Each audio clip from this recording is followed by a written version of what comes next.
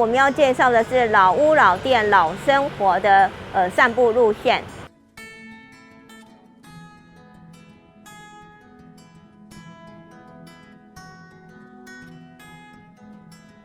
那我们现在所在的位置也是老屋、老店、老生活的集合点——全美戏院。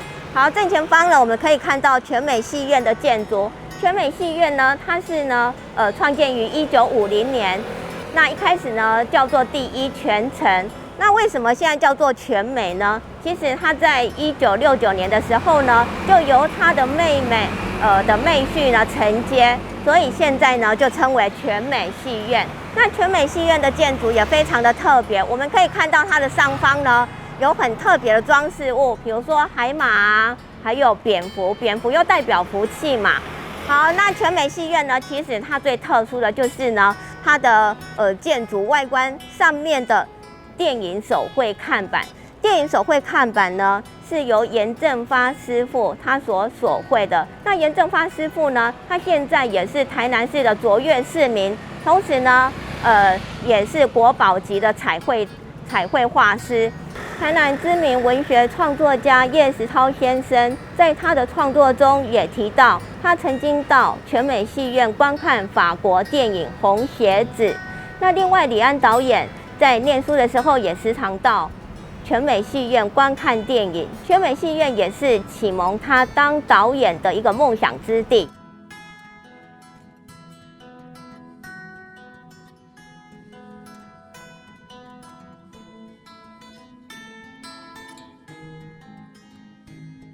好，我们现在所在的位置呢是北巷。北巷呢这一条街道已经有300年的历史。那现在呢这个地方是有一个北巷雕手老德伯，这个手绘墙呢是老德伯他无师自通的手绘图。这一位就是老德伯，那他手上拿的这个呢，就是用黑檀木制作的一个拇指大的菜刀。那阿伯呢，他所使用的就只有2种工具，一个是锉刀，一个是美工刀。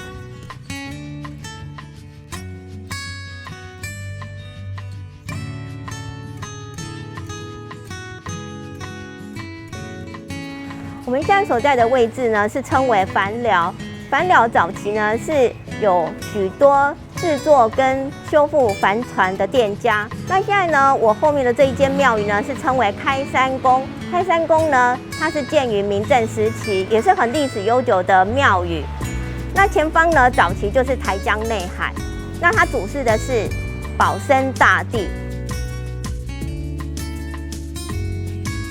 在开山宫里面呢，左右两侧有36官将。那这36官将呢，全部都是木雕的。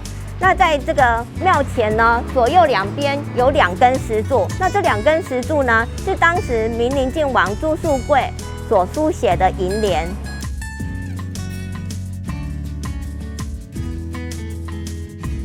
好，庙宇呢最精致的就是剪年。开山宫呢，在它的庙顶上面呢有穿壁龙。那两边呢，还有四海龙王的这一个装饰。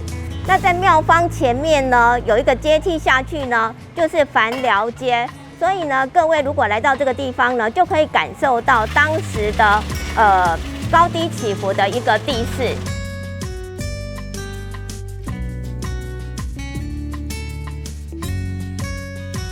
这里是叶石涛的文学地景。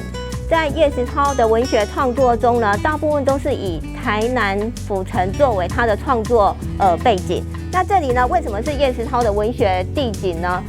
叶石涛他当时在丽人国小担任教职的工作。那早期呢，日治时期在学校里面教书，一定也要教音乐，所以在这一面墙上呢，我们会看到呢，它有彩绘这个钢琴啊，还有这一个书柜里面呢，或许还有一些CD 吧。但是呢，叶石涛他最喜欢听的呢，就是古典音乐。那当时呢，他其实也不会弹钢琴，所以他在学校里面呢，也有一位老师呢，就是教他弹钢琴。所以叶石涛对音乐的创作上面呢，他也是有自己的喜好。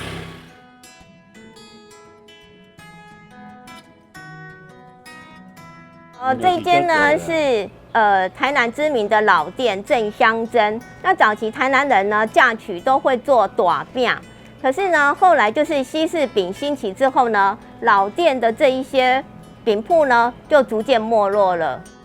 那郑香珍现在已经到第2代，这一位是第2代的老板。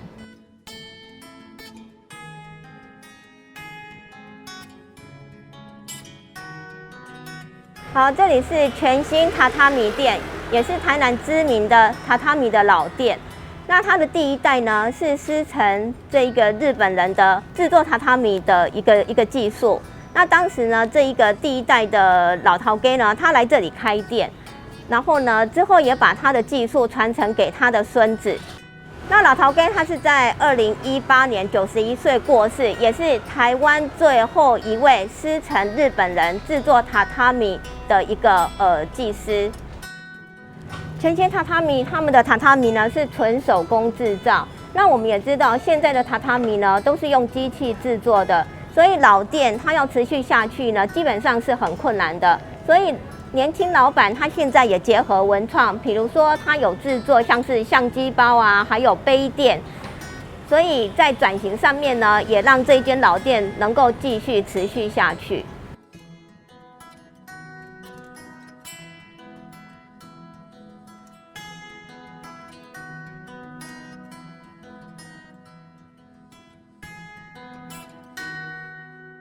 这里早期就是樊寮，那我们可以看到呢，这边的地势渐渐的高耸上去了，因为西边呢就是台江内海，所以早期这个地方呢又称为西山顶，这里就是一个小沙轮。那为什么叫西山顶呢？有人说呢，这个地方呢尖尖的就很像一坨屎。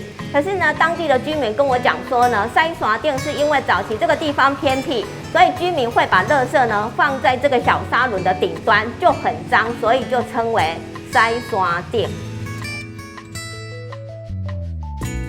这个墙面上的彩绘呢，我们有看到它彩绘帆船，那也跟早期这个地方的地名叫做樊寮做一个相结合。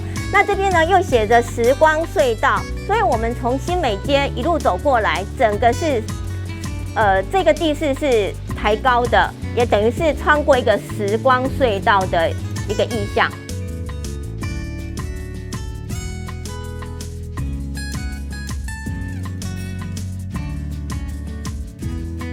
好，我们刚刚从史山顶的西门路2段228号的店家，一直走到民权路这边，这一整排的20间的店家呢，当时是金同城街屋。那金同城街屋呢，它是1933年新建，那它新建的前一年1932年就是林百货新建完成，所以呢，它有一方面也是要跟日本人较劲的意思。那我们从这20间街屋店家呢，也可以感受到说，当时呢这一个秋天市它的财力非常的雄厚。那么我们现在呢再来看一下，现在在这个转角的这个八角柱呢，就是当时日治时期呢的一个建筑。连续的20间的商店屋呢，它其实是在1933年新建。可是呢，它花了7年的时间，到1940年建造完成。可是在1945年的2战才使用了5年，结果这边就遭到了轰炸。所以在秋天市的这一个壮年当中呢，在2战之后都还在修复这一整排的店家。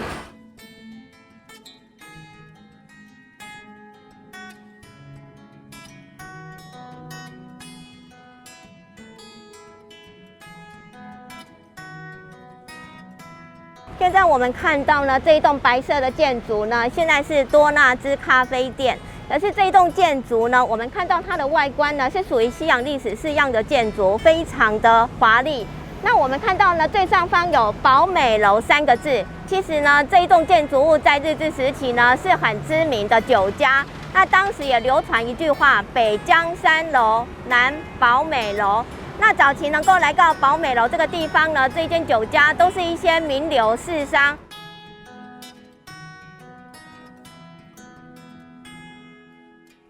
这一栋建筑物呢，我们也要感谢多纳兹咖啡店，因为原本它的前身是婚纱摄影公司，整个外墙呢都是被这个看板保护住。可可是呢，多纳兹咖啡店他们在整修的时候呢，保留这个原始的外墙，所以让老台南人呢可以感受到说呢，当时的这一个酒店呢，那一种氛围又回来了。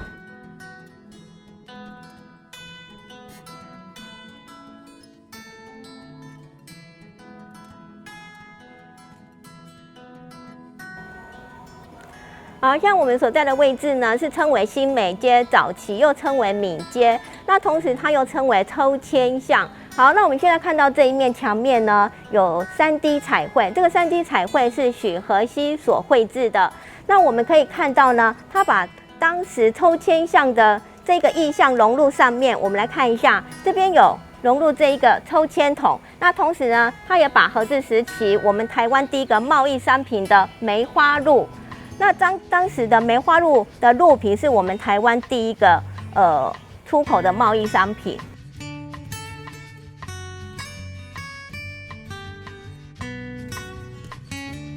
百年老店府城木屐店，当时呢在台湾呢是在日治时期很盛行这个木屐，可是呢早期能够穿木屐、穿和服都是有钱人的象征，尤其是南部在当时呢我们提到gay穿。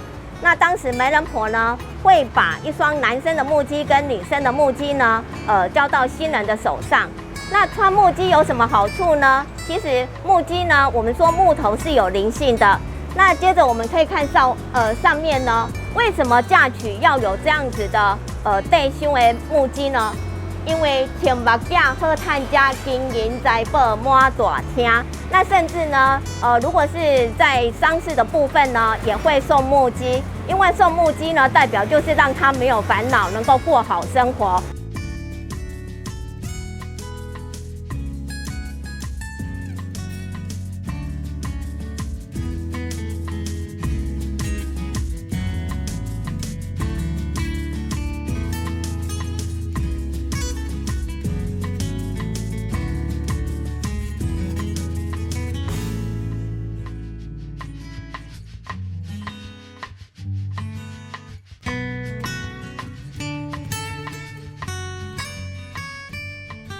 好像我们所在的位置呢是民权路，那民权路在17世纪呢是称为普罗民遮街，也是荷兰人呢在全台湾第一条规划的道路。那在民权路上呢，我们可以看到呢，马路中央呢有一个很像松饼铁框的这一个叫做大井头，大井头呢是大井的码头。那当时这个地方呢，从大井这个地方到接官亭。又称为井亭夜市，也是当时很热闹的。那这个大井呢，它是市定古迹，唯一我们全台湾呢唯一的市定古迹呢，就在路面上呢，这样子被摩托车啊、被汽车这样子碾压，每天都在被碾压。早期台江内海的海岸线就在西门路上，所以这一口大井的井水呢，也是先民渡海取水的地方。